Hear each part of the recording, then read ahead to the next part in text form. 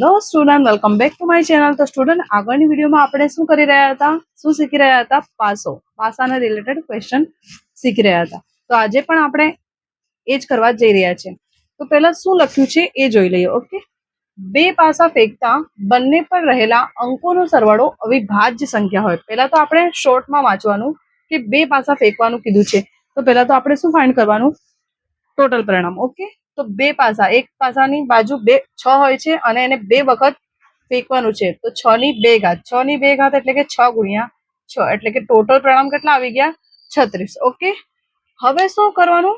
આગળની રકમ વાંચવાની. ઓકે, તો બંને પર રહેલા અંકોનો સરવાળો અવિભાજ્ય સંખ્યા હોય. તો અવિભાજ્ય વર્ડનો મિનિંગ શું થાય છે? અવિભાજ્ય એટલે કે જેને ભાગી ન શકાય. ઓકે, એવી સંખ્યા.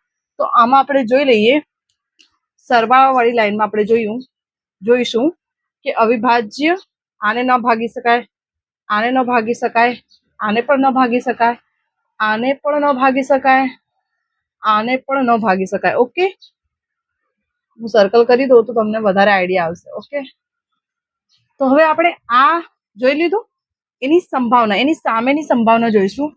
તો P ઓફ A કરીને લખવાનું.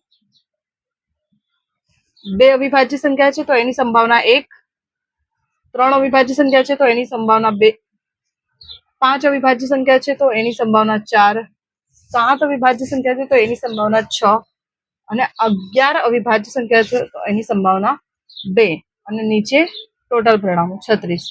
હવે ઉપરવાળાનું પ્લસ કરી દેવાનું. 6 ને 4 10, 10 ને 5 15, 15 upon 36, 3 પંચે 15 અને 12 થયા 36. તો ફાઇનલ આન્સર.